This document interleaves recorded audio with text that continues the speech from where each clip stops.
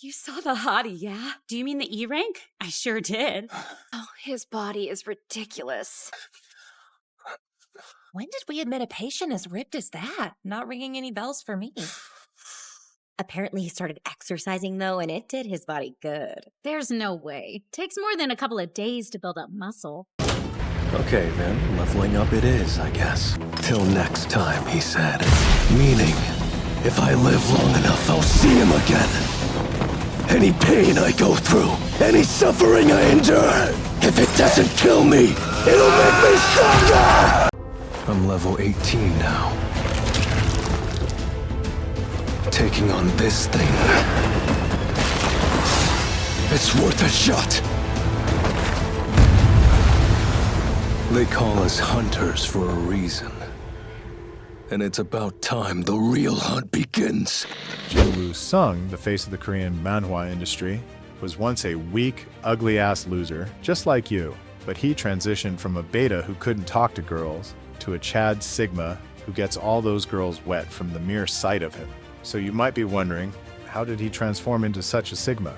Well, watch the video till the end to find out his secret. The story begins as the Navy is surrounding Jeju Island, helplessly watching as a group of hunters are fighting big-ass red ants, and their leader tells his team to crush them. It turns out that they are actually low-ranked losers, and they are the ones getting crushed instead, and as the leader watches on, he begins to lose consciousness from the ant eating him out. He gets saved in the nick of time, and a dude gets to healing him. The healer is about to be attacked himself by the rest of the ants when his teammates, Pikachu and Machamp, save him and roast the ant horde.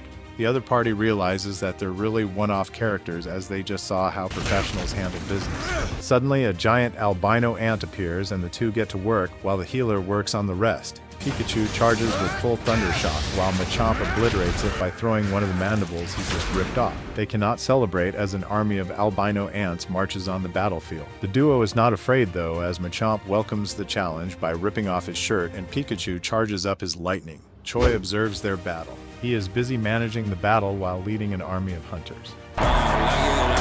The city has a huge ant problem, and he exterminates some by roasting them while letting his subordinates handle the rest. Events like this were caused by a series of interdimensional gates opening up over a decade ago on Earth, teeming with magical beasts on the other side. These beasts could only be killed by special people called hunters. The hunters were ranked based on the strength of their magical abilities, from S rank being the highest to E rank being the lowest. The kicker was that once a hunter unlocks their rank, they can't move up the ranks despite their efforts. 3 years pass, and in modern-day Seoul, a group of hunters are waiting by the gate for their raid to begin, just chatting it up. Sung gets there, and one of the hunters is a little surprised to see him be so well known, and asks his buddy, who tells him that he's actually the most beta hunter even in E rank, and always making trips to the hospital. Sung overhears them but has nothing to say because they weren't wrong about him. He runs into Juhee, who asks him about his injuries from the previous raids, but he tells her he's just a loser who cannot do shit even in an E-rank dungeon. They begin the raid under the leadership of Mr. Song. All the while, Sung has only a beat-up, low-budget knife to work with. The Hunter administration talks about the valuable resources they collect from the dungeon raids despite the lurking dangers. Meanwhile, back at the cave, the crappy knife bites Sung in the ass by breaking and gets him skewered by a goblin. Juhee heals him as he looks at the other raiders slaying the boss, thinking why he's such a beta male. The administration talks about how the dungeon resources can be used as an energy source, but the caveat is another war for resources. They then talk about how the hunter must handle such resources dutifully because a war would definitely be the hunter's fault. Back at the dungeon, Juhee tells Jinwoo to stop LARPing as a hunter and to accept he's just a beta. He's happy to have collected at least one essence stone when another hunter says he found a secret tunnel. Mr. Song says he should report this and wait for orders from the higher-ups, but some of the hunters believe it should be the same level, since the dungeon is still running and want to go check it out. He finally decides to take a vote, and they're in a tie. He then asks Jinwoo for his vote, who breaks the tie and decides they go for the loot inside, after thinking how he's now the man of the house since Dad left for milk ages ago. Elsewhere at the National Hunters Testing Facility, Choi has a recruiter snapping up newbies. Meanwhile, Cha Hae-in saves a woman from being robbed by some purse snatchers on a scooter through graceful handling, but hates her popularity as she dips dramatically after garnering attention. At the dungeon, Sung apologizes to Juhi for making such a risky decision. She acts normal at first before spurging on him, but tells him that she'll forgive if she gets to give him back shots while he wears a maid outfit. What? He's confused as to why the roles should be reversed when they finally reach an intimidating gate. They then hastily get in as they're blinded by the loot prospects. Ironically, the association's president talks on a video about how hunters should be wary and thoughtful.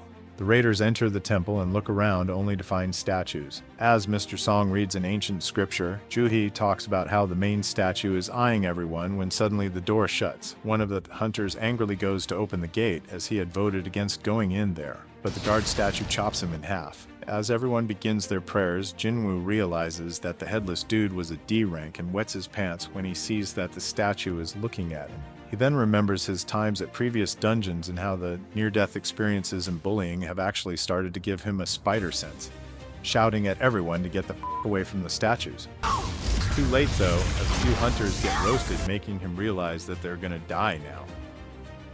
The group also begins to tweak out, but Mr. Song asks them to shut it. He then thanks Jinwoo for warning them and asks him to bandage his missing arm as Juhi is shaken to her core.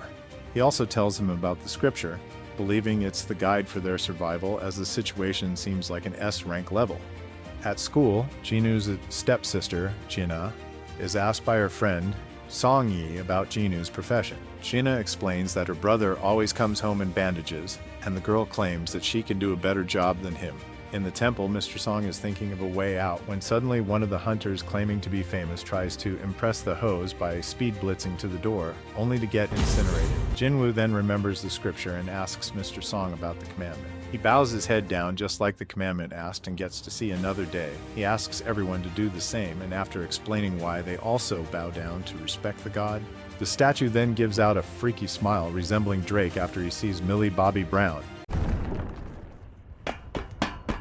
The hunter believes that they're finally safe when suddenly the statue gets up from its seat. As everyone looks at Jinwoo for the next step, Mr. Song tells them the second commandment, praising the god. Another hunter steps up with his big ideas and begins his big prayers since he claims to know the language of the gods, but he just gets stepped on instead. As the god then steps on another huntress, the others scatter around him. The fat guy imagines his family waiting at home and takes shelter in front of a statue, only to get sliced in half. Jinwoo looks at other statues and what they are holding, and notices some are equipped with instruments. He then shouts at everyone to run at those statues, believing that those statues playing their instruments, and maybe that is what it means to praise the god. Mr. Song and Kim are safe due to his suggestion. He then runs with Juhi to one as well, but that statue hates the couple. He leaves her there and runs at another, but the freaky statue walks after him. Juhi and everyone else watch in horror as he gets crushed by a shield, but he's the main character. So he survives and crawls at the siren statue, managing to survive by barely an inch. Juhi gets to him only to find the horror that he survived by losing one of his legs. As she tries to unsuccessfully heal him, Kim blames Mr. Song for his decisions. The group begins to implode and the blame game begins, and Mr. Song takes full responsibility. Suddenly, an altar is raised by the freaky statue, and Jinwoo remembers the third commandment is about sacrifice. Kim then tells Mr. Song to be the leader, which he actually does. He heads to the altar for the self-sacrifice but notices the flame appearing. Jinwoo then asks to be taken to the altar to make another astute observation. He thinks that stalling would create even more problems with the gates, especially allowing Mr. Freaky Smile to enter into their world. Jinwoo then realizes what to do, asking Kim and Juhi to step in as it will light all the flames. The door surprisingly opens after doing so, but the statues start to come after them. Jinwoo thinks that the statues won't come if they keep their eyes on them, but then one of the huntresses runs for it and the door closes slightly behind her. He notices that two flames go out at certain times and makes the connection that they're timers. He believes that it's literally testing their faith and trust in God, but the other hunter holding him also runs away. Kim also tries to run, but Jinwoo asks him not to, telling him it'll create a blind spot before explaining his reasons. Kim praises his efforts despite being an E rank and cries out before booking out of there. Jinwoo still tries to make the best out of the situation, but Mr. Song asks them to run out of there too, as he believes they only need one to hold them. Juhi's legs just then go limp, which creates a new set of problems. Jinwoo then finally realizes he's the main character, asking the two to escape while he sacrifices himself. Juhi is hesitant as she still wants that backshot from him while he's alive, but Mr. Song puts a stop to her horniness and carries her out. He then equips himself with the sword and makes his last stand. But since this is not that type of show, the statues begin to mangle his body, tearing it down and piercing it. He finally realizes that everyone is selfish and a hypocrite, as he also has a family waiting. As he thinks out how his goodness has gone to waste, he's laid at the altar for the sacrifice. The altar gets covered with his blood, and he asks for one more chance before losing consciousness. A loading screen appears and lists him as a player, asking if he accepts. The yes is activated. This is where the fun begins. He then wakes up in a hospital bed to find his body parts intact. He questions his reality when Wu and Kang from the association get there to give him their card. They tell him that Mr. Song will retire from being a hunter while Juhi has PTSD, marking their expedition as the most tragic due to the death toll. Jinwoo was found by another guild after they were alerted, but they found no remains of the temple or the statues. After telling him that he is not sus for the death of those members, Wu asks if he had a second awakening. Jinwoo explains that it's a rare occasion in which the hunter gets a power-up later in life, unlike normal. He is excited as he believes his ranked up, while Wu wants to see how such a beta like him survived the massacre. Kong whips out the manometer and measures him, only to find it lower than even the normies. The agents then apologize for their inconvenience and return. Wu is still suspicious of Jinwoo, who figures out that only he can see the loading screen. He is reminded of his harrowing near-death experience when Jinna gets there. She scolds him as she has been stuck in the washing machine for the last 3 days, but he asks her if she can see the screen. He then asks her how to read messages in a game as she used to play Genshin. She leaves with Songyue after learning that her brother has taken an interest in Genshin. Jinwoo learns about the terms and conditions of the game, including the reward and punishment system. He then sees his daily quest of completing the One Punch Man training, which he ignores as the timer begins counting down.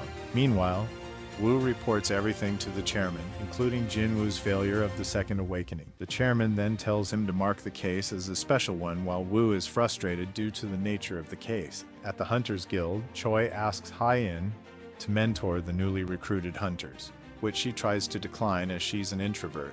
But he tells her to do it anyway because the guild is becoming a laughingstock in the international market, hinting that he wants to build a powerful army. Later in the evening, a gate opens up in the middle of the road. As the civilians wait for the hunters, Jinwoo's time is up. He gets shaken up and knocked out by an earthquake and wakes up in a desert. A giant centipede looks at him as his screen shows that it's punishment time and he has to survive for 4 hours straight. The hospital staff begin to search for him while their patient tries to outrun a bunch of desert centipedes. He somehow survives as he's the main character, but begins to take the quests seriously from now on. In her room, Juhi rejects a raid offer from fellow hunters but learns that Jinwoo has awoken. Thinking she can finally complete her backshot quest, she goes for a visit but hesitates when she reaches the hospital. She overhears the nurses talking about Jinwoo's training since he regained consciousness. Jinwoo has figured out that the screen offers him a range of abilities from healing to strength if he passes the daily quest, but he looks like a schizo using it. Surprisingly, he gets a key to an instant dungeon for power-up as the final reward, but he hesitates a bit due to trauma. As new gates opening up randomly puts the public on edge, Jinwoo goes to visit his mother at the hospital. He recalls her state being called eternal sleep, which occurs due to mana overexposure, and is quite expensive to treat. He then becomes a hunter to afford her treatment, but forgets that he's a beta. At present, he trains extensively, putting all his points to strength before going to his instant dungeon. After unlocking and getting inside, he learns that he cannot puss out since he's locked in a different dimension. He then gets to work despite having no party or prior experience in clearing dungeons. As he gets deeper, he gets greeted by his mortal enemies, goblins. The trio begins to attack and trigger his trauma, but he finally grows a pair and clears the house as he doesn't want to be humiliated. He finally gets happy with beating the beta allegations, but a steel-fanged wolf appears and breaks his blade. And Bro cannot move due to his shaky legs. The wolf lunges at him, but he manages to dodge it by defying Newton's apple theory. He then finally punches its teeth out as he doesn't want to screw his chance of becoming a Sigma. Despite the difference in strength, he engages in fisticuffs with the dog, but it still doesn't budge. He then makes his escape as he doesn't have a healer or a weapon. Speaking of weapons, he remembers the dialogue box has an inventory option and pulls out Kim's sword from it, slicing the wolf's head horizontally. 2 wolves get added, and Bro still has beta traits as he gets his sword stuck in a crack. Still, he manages to kill one of the dogs and scare off the other. He learns that completing dungeons gives him more points as well as levels him up when completing quests. As he yaps about his abilities, he also collects items from the monsters he killed, which he can sell to get gold coins. He is still yapping about dying at the hands of the dungeon boss despite leveling up when he sees that the wolf has called its gang. He then remembers his past and finds his courage, slicing the pack of wolves into halves as he gets the hang of fighting. As the gate in the city gets more powerful, Jinwoo has massacred enough wolves to be titled the Wolf Assassin. He also gets his hands on many items, including the teleportation stone that gets him out. He's divided on whether to return or continue forward, finally choosing the latter as it could be his only opportunity to grow stronger. Meanwhile, Joo-hee finally agrees to partake in the raid as their healer due to the guilt of Jinwoo. Jinwoo, though, is leveling up and learning how to differentiate power levels. As he steps in to fight the boss, he notices that he hasn't leveled up anymore and his sword is on the verge of breaking. But he still steps into the ring.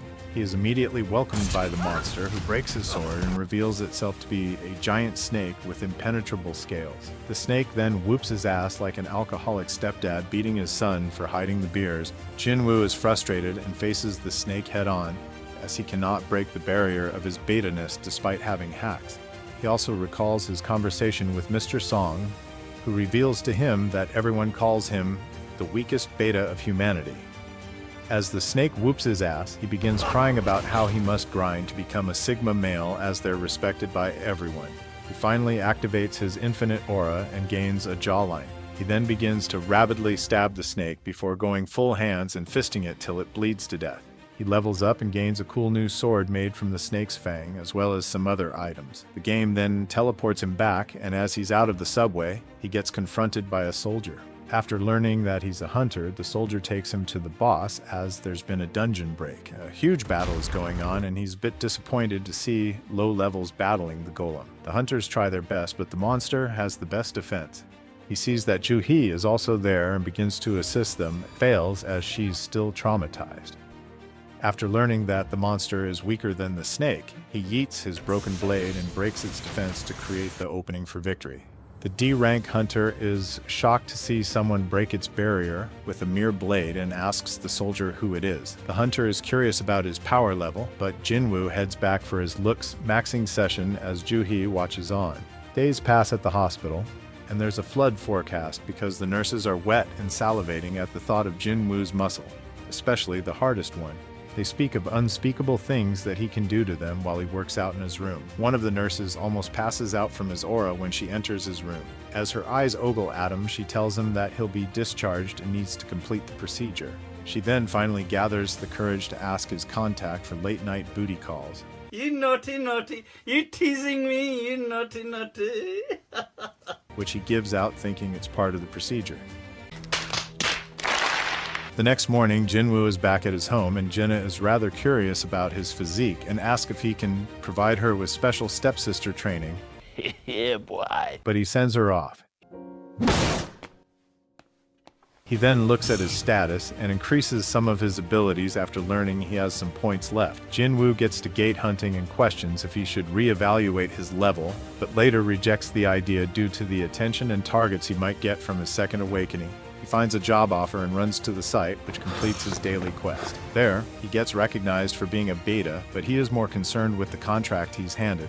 He learns that there are no healers in this reckless group of C and D ranks, and he has to just be their mule. He still signs it and gets introduced to Jinwoo, a D ranker with expensive gear his dad bought him, who vows to protect him. Jinwoo's unspoken riz works its way up to Jinwoo, but it's not so Sigma for two guys to be this close since Jinwoo doesn't shut the fuck up. The party is a bit concerned with the powers emanating from the gate, but both Dong-suk and Jinwoo confirm that the levels are always accurately measured by the officials. But Jinwoo is still concerned since it's his first time in a sea-level dungeon, while Jinwoo looks back at him before entering. They light up the cave as there are no luminescent stones there, which reminds Jinwoo of the temple. Jinwoo is still yapping. As he is still yapping, Jinwoo asks him to shut it and carefully listens to the monsters approaching them. He warns them of the swarm of insects coming from above, and the hunters surprisingly manage to crush them. Jinwoo notices that they've been a team for a long time, while Jinwoo has expensive gear and winks at him a lot. This triggers both his homophobia and frustration as he cannot do some cool shit. Dong-suk thanks his intuition while his team begins to collect the items from the ants, but notices that these creatures are already dismembered. Dong-suk then has a greedy look on his face after learning that there's an even more powerful beast lurking. Jin-woo notices this and tells his lover to stay cautious. At the facility, Baek Yeon-hoo farms aura by punching a boulder as part of his warm-up. Back at the cave, Jin-hoo yaps all the way, while Jin-woo finds his deal of being the mule and the team's no-healer rule very fishy. They notice that all the monsters they encounter are basically corpses, and are excited to face the reason. They then walk through a labyrinth of webs and find out it leads to a serious mountain of monocrystals. The team rejoices from their findings while Jin-hoo tells them that Jin-woo can also take the spoils, as stated in the contract. Dong-suk agrees with a smile on his face and points out the dungeon boss sleeping above. He then tells them that they need to take the crystals first, as defeating the boss gets them quickly teleported. He asks for tools, which his men say they forgot in the car. He goes to get them with his squad and leaves the two behind with a promise to return. Just as Jin-woo's suspicion is finally on the mark, Dong-suk blocks the way. Jin-hoo cries since it's his first time, which awakes the spider and he steps up to fight, but Jin-woo asks the beta male to step aside, showing him how a true Sigma handles business. Dong-suk and his squad wait outside with the belief that the spider will eat the two and fall asleep, and they can then steal the crystals. He details that they'll do so through one of the tunnels he saw, but he also has a backup about stealing Jin-hoo's armor if they need to beat the spider. But Dong-suk admits that he's too much of a pussy to face the spider and talks about attending Jin-hoo's funeral. In the boss's lair, Jin-hoo screams at Jin-woo that they must make a lover's escape. But Jin-woo hates the gay allegations more than the beta ones. So he summons his Fang sword, and despite the spider being at a different level than his previous bosses, he smiles and the hunt begins. In the city, Woo collects the president after a tiring day of meetings. He complains about this, but Woo asks him for a sparring match, which he accepts for the reason of teaching the younger generations. Back at the dungeon, Jin-woo once again faces his old nemesis, Impenetrable Skin, only this time it comes with powerful attacks that can kill him in a single blow. He dodges a lot and tries to look for an opening, finds out that his fatigue level is increasing. Jin-hoo makes the connection that he's a false ranker, a homophobe, and a psychopath, who takes pleasure in killing. He wets his pants after seeing Jin-woo's glowing eyes and cries for his real daddy. Jin-woo learns his weapon's ability, Paralyze, and finally finds the opening he's been looking for and dashes at its face, but the monster surprises him with acid spit. He notices that his fatigue is reaching higher and dashes to finally hit the monster, but it proves unsuccessful. He then goes for the multi-hit combo, but his fatigue catches up to him and gets him swatted. He lies plastered on the ground and is about to get stomped when suddenly his hacks activate and revitalize him. Fully powered, the aimbot also activates and allows him to finally pierce the spider's eyes and damage it. He then buffs his sword with venom and pokes all 8 eyes, finally killing the beast. Jin-hoo finally learns that he's a Sigma, addresses him respectfully, and gets to mining, which confuses Jin-woo. Dong-suk and his squad also arrive there from the shortcut. Meanwhile, Woo gets his ass whooped by the president, who humbles him but still talks about getting rusty. He then tells him not to take pride in his power level and to train his ass off, as people often meet the worst in the dungeons. Speaking of the worst people, Dong-suk lives up to his name of sucking a dong as he provides Jin-hoo with the ultimatum to kill Jin-woo and join them or die together, believing he killed the boss with his special equipment. Jin-woo chooses to side with his lover and stands with him as the Pussy Squad begins their attack. Jin-woo gets ready to whip them when suddenly his screen goes haywire, distracting him from the attack that plasters him. As he is lying down, Jin-woo gets reminded that in this world, the betas get pushed around and hunted. He reads the system's message to kill to survive and believes it's using him. But he gets up and begins to walk towards the criminals, saying that he might as well use the system since it's using him. He says to them that a hunter should be ready to get hunted as his aura engulfs him. One of Dong-suk's men comes forward to school him but gets beheaded in a blink. As Jin-woo's morals begin to become grayer, the other hunters begin to attack him and are shocked to see a beta so powerful. He makes quick work of everyone by slicing and poisoning them. Dong-suk then buffs up and proclaims he's a C-rank hunter, but gets knocked down as Jin-woo flexes that he's always leveling up solo. He begins to plead and bargains that he'll pay him everything, but Jin-woo tells him that he won't be forgiven as he has tried to kill him thrice. Dong-suk then tells him that he won't be getting away, but Jin-woo reminds him his corpse will be in a dungeon. In his last moment, he tries the old, "You know who my brother is?" but gets beheaded. The two get out and get questioned by the investigator, who closes the weird case after thinking Jin-woo's expensive weapons saved their asses. Jinhu, though, finally gives up on rizzing up Jinwoo, addressing him with respect as he is finally a Sigma. Later, Wu learns that Jinwoo has again managed to survive another dungeon boss, again leaving corpses of C rankers behind. He gets concerned as well because Dongsuk is one of the casualties, and his brother may not like it. Meanwhile, Jinwoo returns home with delightful fried chicken for his sister. The two get to eating, but he is reminded of his dungeon experience, thinking that he felt nothing towards those he killed. As he drinks the alcohol, though, the system prevents him from getting drunk as his stepsister might do something while drunk. Jinwoo tells Jinna to stop being so thirsty, as they are blood relatives and not step-siblings. Whoops, my bad. He also learns that it prevents him from other harmful substances, and provides him another health buff of regeneration.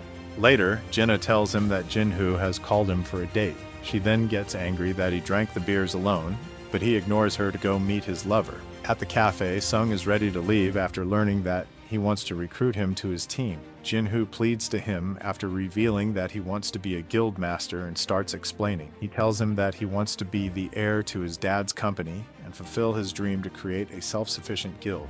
Sung understands him as almost everything in a dungeon can be the raw materials for mad profits. Jinhu then tells him his plan to poach top-ranked hunters and beat his brother, but Sung advises against it. He finally gets to the point and offers a 30 billion contract to recruit Sung as an E-rank hunter, even though he's obviously so much more. Sung thinks about it for a minute and rejects it as it seems trivial to him. Jinhu then pulls the final card of blackmailing him with his secret, but Sung just leaves. Meanwhile, Dongsuk's brother learns about his death and makes plans to murder the two survivors. After inquiring about the consequences he might have to face for murder charges, he looks at their information and proceeds to clear his schedule. The next morning, the two siblings head out to jog at the park. Sung asks Jenna what she would do if she suddenly had 30 billion, but leaves her behind after the system ups the quest level. After completing the new set of milestones, which includes leaving Jenna behind again, he gets his reward, another key. But this key unlocks the demon castle.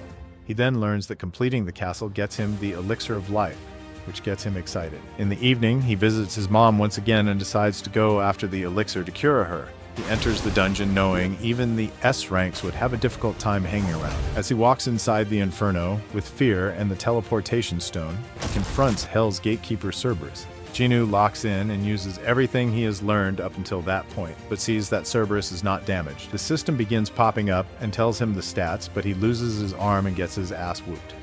He tries to do everything he can to no effect.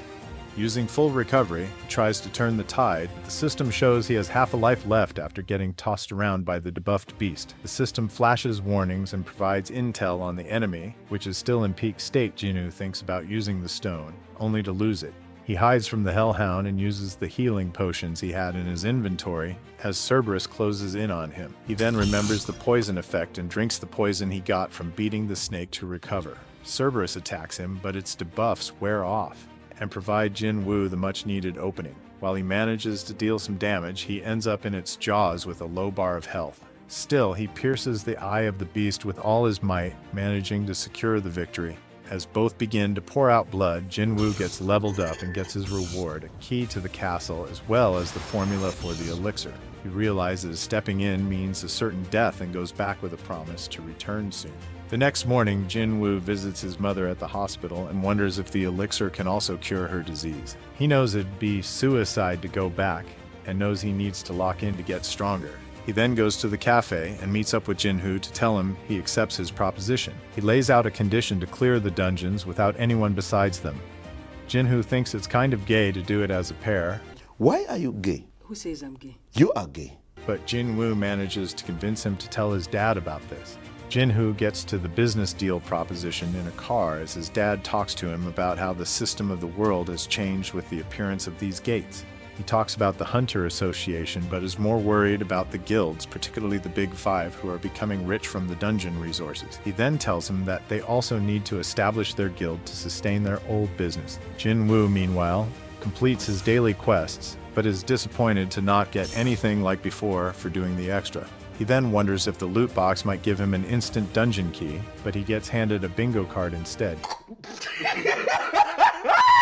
He is still searching for ways to improve himself and thinks about going to the penalty zone to fight the centipede. He then thinks it's a stupid plan and also rejects a summon to a raid. Jinwoo is training under Mr. Song and asks him if he wants to return, but he refuses, opting to now teach the next generation.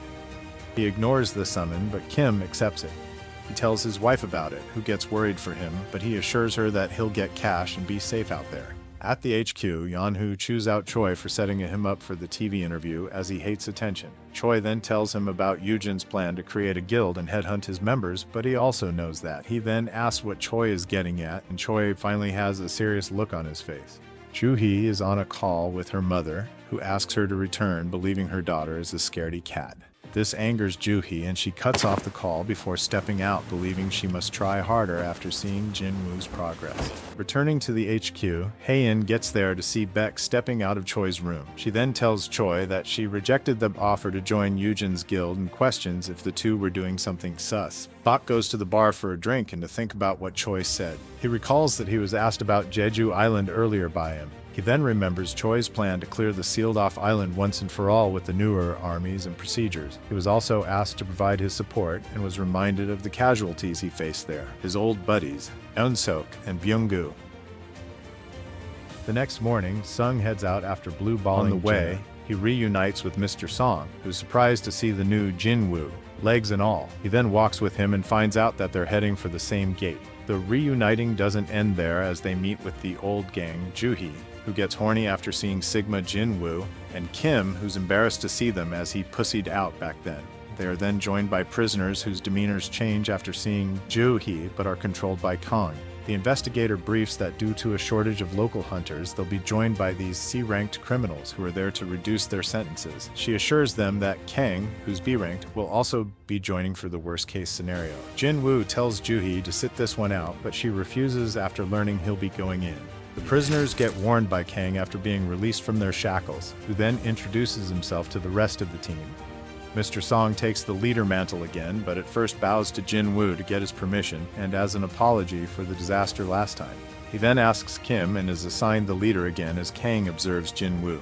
Squad enters the cave and begins to play the game of who's the real monster, seeing how the prisoners, and especially Mr. Song, brutalize the creatures. Jinwoo also manages to attract some attention from Joo-hee, who's now wetter than Mariana, and Mr. Song, who notices that Sung has been aura maxing and is proud of his glow-up. Kang then tells them to get going, and they end up on a three-way path. They then get told that each of the paths is not risky, and to divide into teams of 3 by Kang, who's also sus of Jinwoo, as he thinks he chose the path which leads to the boss knowingly. Kim and his partner clear their chosen path, but he is still ridden with guilt for what they did to Jinwoo. He then makes up his mind to apologize to Sung no matter what, and asks his partner to do the same. Prisoners also easily kill all the goblins there and whine about the easiness. Kang then asks them if killing humans is just as easy for them.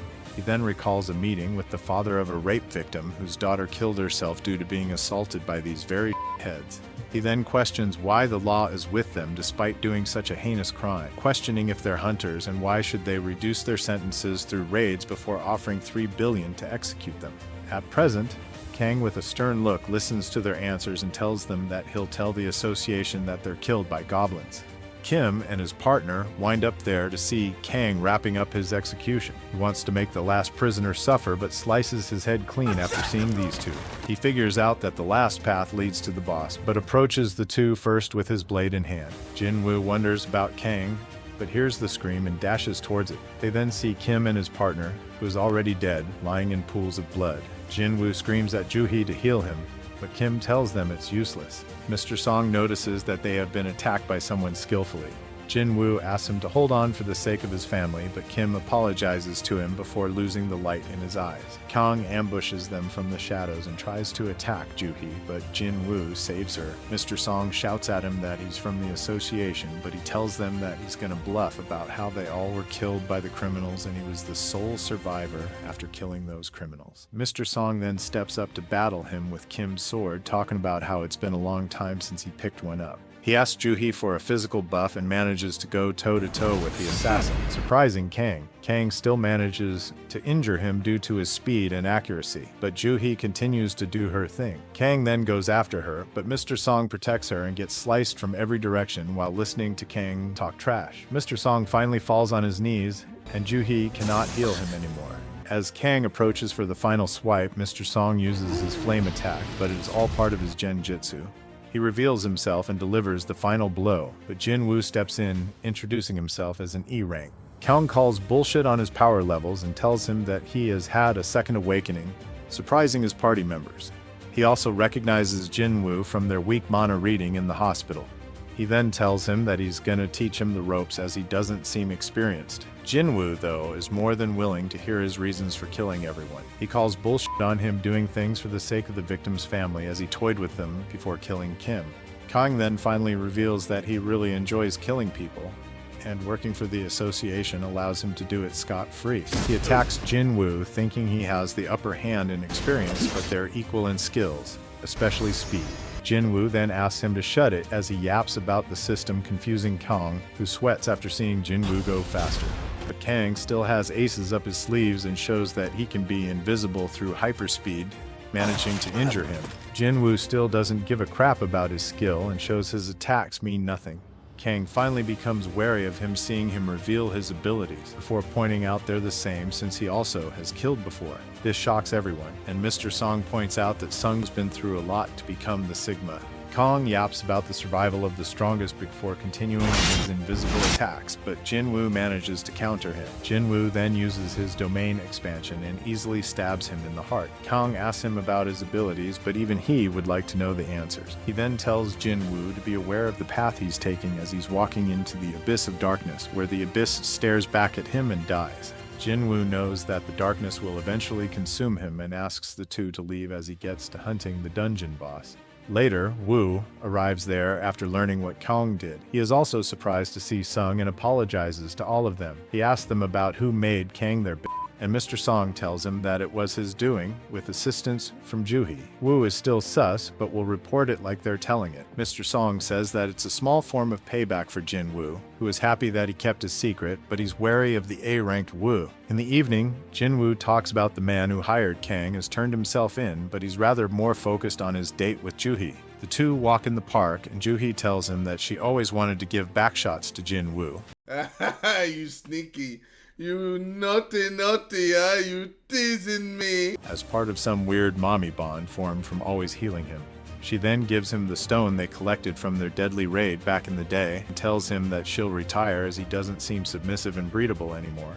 Jin Woo accepts the stone and tells her that he'll give her backshots instead the next time they meet before she dips. But Jin Woo has a deadly target on his back as he learns from Woo that Dong-suk's brother, Dong-soo, is after him and Jin-hoo. He tells him that no matter how they have survived the dungeon, the fact is Dong-suk and S-rank is out for their blood. He then recommends that Jin Woo flee the country with his family as an angry S-rank is above the law. Jin Woo, though, sees this as a huge obstacle to overcome, seeing it as another reason to get stronger. The next day, he heads out to raid with his boyfriend Jin-hoo and the super skilled squad he collected, which is actually full of drunks, injured, and a minor, Song-yi. Jin-hoo explains that they fit the criteria perfectly, but Jin-woo gets suspicious of Song-yi and questions her. After hearing her explanation, Jin-woo is still not sold, but it doesn't matter as only the couple will be going in. The others ask if they're homos or homies, but Jin-hoo reminds them of their lucrative deal of 3 million for each raid, just for waiting in exchange for secrecy and a fine of tenfold of the 3 mil if they break that trust. Jin-woo debuffs by using the stealth stone he got from killing Kang, while Jin-hoo wears a new set of armor his dad bought for him. After pushing Jin-hoo down to get rid of his ridiculous armor and be the mule, the two go inside as the others critique their way of doing things. They begin to get worried as an hour has passed, but are surprised to see such low ranks return as it normally takes 2 hours or more. They are truly shocked, questioning who the f*** they are, especially Song-yi. Two then grind non-stop. The dungeons nod each other as Jin-woo levels up in his skills and abilities while Jin-hoo mines the resources. In one of the dungeons, Jin-woo questions if he should head out to the demon's castle, but is convinced he needs to level up even more first. The association catches a whiff of their Dine and Dash C-rank dungeon raids, but is confused to see it's under Yujin's watch. The manager, though, grins as he sees Jin Woo's name, knowing he was in the temple incident and he's cooking something special. He then tells his subordinate that Jin Woo has had the Sigma transformation, as he's the only survivor of all the major incidents from the previous episodes. He gets to one of the ongoing raids as he wants to recruit Jin Woo, but is shocked to see a picnic going on. Song Yi confronts him, but he finds out that Jin Woo is clearing a dungeon as he speaks, and pretends to leave as he believes he has hit the jackpot. The couple gets out, and Jin Woo tells his male wife to reschedule the next day's raids as he has to do something else. In his office, Choi wakes up to sweats from the trauma he was infected with on Jeju Island. He then sees this as a green button to launch his mission as he looks at the document on his desk. Later, Jin Woo gets off at his stop but gets approached by the two association members about their deal. The manager tells him that he's from the White Tiger Guild and is here to buy him from Yujin. Jin Woo, though, ends the conversation after finding out that he won't be paid more after showing him how much he's being paid by Yujin. The manager believes he lost his dark horse, but Jin Woo sternly asks him if he's been snooping around. He then uses stealth to show a fraction of his power and holds him by the neck to spew out everything. He then swears him to secrecy before getting back to his usual self. Jin Woo then makes him an offer to purchase 3 of the gates, which are now in short supply, at a pretty steep price, which he sees as an offer he cannot refuse. Jin Woo then leaves after healing his cut, but he's happier as he has struck gold while searching for copper. He later learns that he had been scammed by Jin Woo, as they were sold the gates for 3 times the market value. He is happy, though, as Jin Woo seems to have forgiven his snooping, and he has also gained his contact info and is thinking of rizzing him up. Meanwhile, Jin Woo heads far away from civilization as he has to fulfill the job change quest of the system. He weighs the pros and cons of this and accepts the change before heading into a completely new dungeon, where a powerful-looking foe awaits. As Jin Woo meets up with his dad and brother over dinner, Jin Woo faces a new type of beast, a knight. He observes that his blade is useless against it, and resorts to brute strength, ripping its head right off. He then confronts the incoming army, despite the no recovery clause. At the dinner table, Jin Woo gets punked by his big brother, who tells him to stop raiding the sea-level dungeons, as he has called up hunters from abroad. Jin Woo, though, clenches his fist as he wants to glaze Jin Woo. Jin Woo brutes through the army, only to encounter the mages, archers, assassins, and knights again. He believes he can confront everyone as he has fought similar enemies in the past, but his fatigue level starts to build up, and the mage proves to be a pain in the ass. Choi has gathered up his top-ranked hunters as they all are dressed for the battle like him. Jin Woo has managed to clear the house, and he reaps the rewards as well. He also tries on different types of gear like armor and is glad that they can turn invisible and doesn't restrict his movement. He then recovers from his fatigue and gets in front of the big door ahead. He opens the door and gets a chill from a mere gust of wind, but soldiers on. He then finally feels fear as he knows he is about to face an enemy at the level of the statues from the temple. Igris the Blood Red reveals himself, who he dubs as the knight who defends the empty throne, and locks in as the knight is in a different league. The two begin their combat, and Jin Woo gets whooped, noticing that despite their equal speed, Igris is beyond strong. As he knows he cannot pierce through him, he ditches the blade, but Igris also does the same due to the code of chivalry. At the HQ, Woo and the chairman are worried about Choi's expedition. The man of the hour calls him, thanking him for approving the mission. He tells him to be careful out there, and Choi tells him that they'll be kicking the hornet nest for the 3rd time, as the Jeju Island Wars have never ended for him. At the castle, as the gloves come off, so does Jin Woo, who gets pounded by Igris to the point of getting bruised. He is grateful for the armor, but is concerned that he is outmatched again. He then opts for speed and manages to land some blows, but the story repeats. Jin Woo notices that his defense has been boosted, and still goes for dash attacks, managing to land a kick.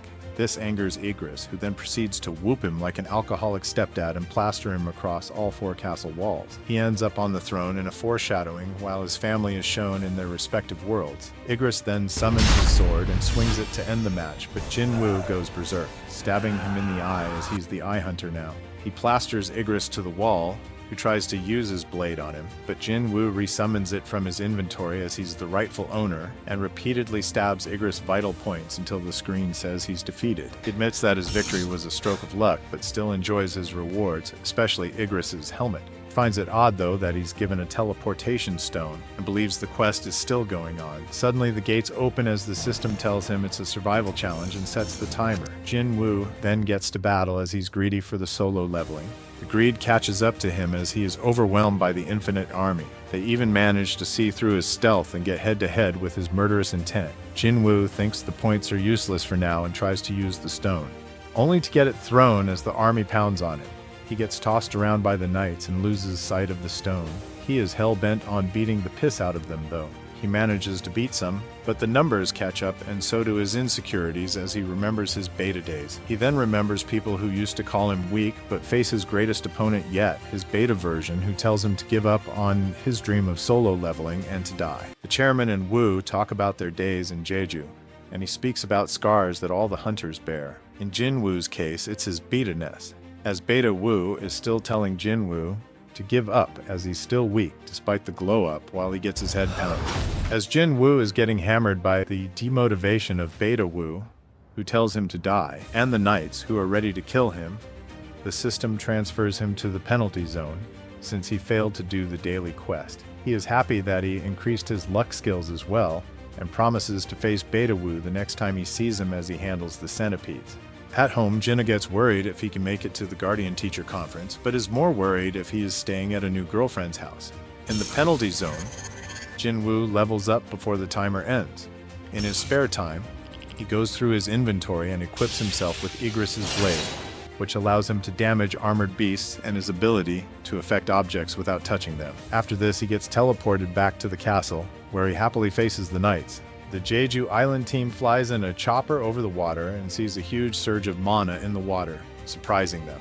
Back in the castle, Jinwoo senses that killing the knights has not leveled him up. He also notices that the mages have not attacked him with magic, before finally making the connection that they're summoning the Infinite Knight. He begins to target the mages, seeing how killing them reduces the army. He hunts them down one by one, but they summon a giant golem to go after him. He manages to wipe out the last of the mages, but the golem is still attacking him, but not for long as he finally disintegrates it with his blade. The system congratulates him for his win and begins his job change into a necromancer who commands the shadow armies. Jinwoo is hesitant to accept the deal as he wants to face the enemies head-on instead of staying behind the line. He thinks long and hard about this but agrees after gaslighting himself into believing that he'll still fight and that he won't be leveling solo anymore but with his shadow army. The association waits for Choi and his team to get back, while Jinwoo gets his aura maximized by the system based on his kill points, and gives him the cool-ass title of the Shadow Monarch. He has also gained the ability to store and summon the shadows of the dead as he summons the shadows of the army he just beat by the keyword, Arise. He can also see the level of his army, but wonders if he can summon the shadow of someone powerful. After discovering he can summon Igris, he releases some of his previous shadows. He tells Igris to arise. Arise. But Igris proves to be a bit stubborn, and he only has 2 more summonings. He unsuccessfully tries again, before talking about how Igris should now serve the man before him instead of an empty throne. As the chairman talks about those who are more powerful due to their second awakening, Igris finally reveals himself. The army of Shadow Knights then bows down to the Shadow Monarch.